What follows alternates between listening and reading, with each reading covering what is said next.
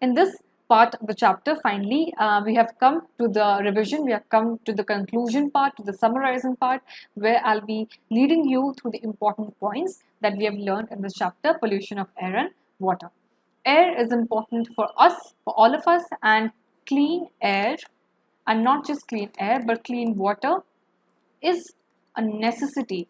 It has become a luxury for a few of us, but it is a necessity for all of us. All of us. So wherever possible, we have to take our part, and we have to do our part in order to conserve water, in order to do our bit in reducing air pollution and water pollution. So we can survive for some time without food, but not a second without air. Okay, because of course, if you're not inhaling oxygen, then how will you be able to, you know, disintegrate your food matter and everything else that is happening inside your body? Oxygen is the key, right?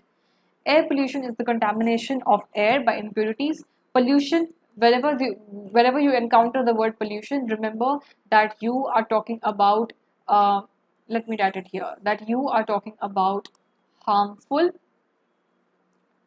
unwanted,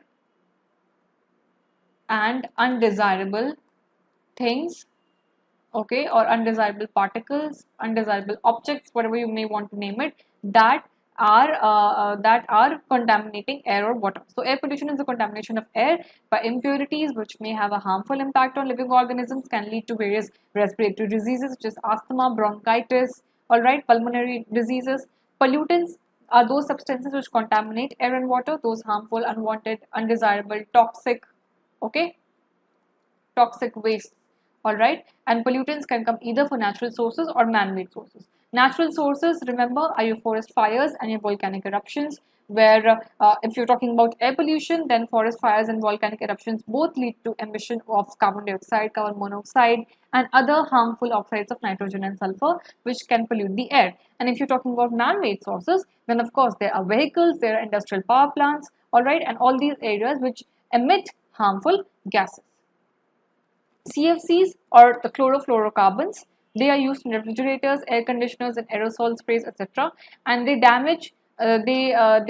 cause damage to the ozone layer of the atmosphere. So remember, ozone hole, ozone, the important layer of the atmosphere that prevents us from the harmful UV radiation of the sun. Okay, and this CFC, it penetrates into, or it causes a perforation, it causes a depletion of the ozone layer, causing an ozone hole in our atmosphere, leading or passing or basically leading to the passage of the harmful UV radiations towards us.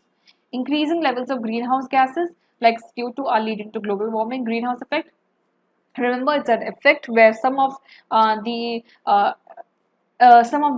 air constituents in our atmosphere, they are trapping the heat and they are not allowing that heat to escape back into the atmosphere. So greenhouse effect, our earth is able to survive those countless hours in the absence of sunlight, where the planet may could have just gotten cold.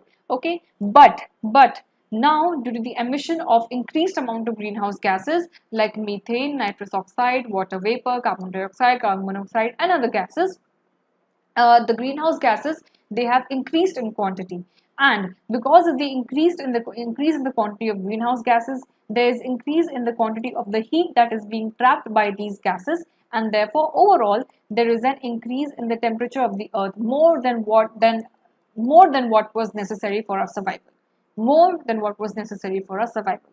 So an increase in temperature more than what was necessary for our survival has led to global warming. Okay, water pollution is the contamination of water, clean drinking water, okay, that causes harm to our lives. Sewage, agricultural chemicals, and industrial waste are some of the major contaminants of water. Water which is purified and fit for drinking is known as potable water.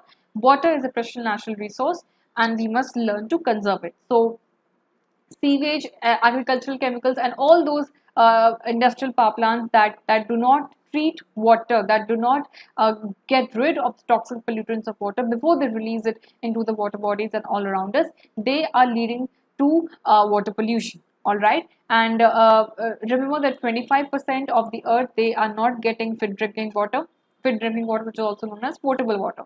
So it is our responsibility that we take steps. We take steps like we must put down laws so that these industrial power plants should follow, and water treatment plants. Okay, water treatment plants should be installed in the industrial areas. All right, so that those impure water, that impure water is getting rid of the important it's gotten rid of the important, not important, the toxic, harmful waste, and then that water is then allowed to pass through the water body. So hot water, sewage, etc. All of that should go to first the water treatment plants, and then it should be discharged into the water bodies. That we can do, and the other steps that we can take to conserve water in order to preserve this precious natural resource is to reduce, recycle, reuse. Remember, wherever possible, close the tap if you're not using it.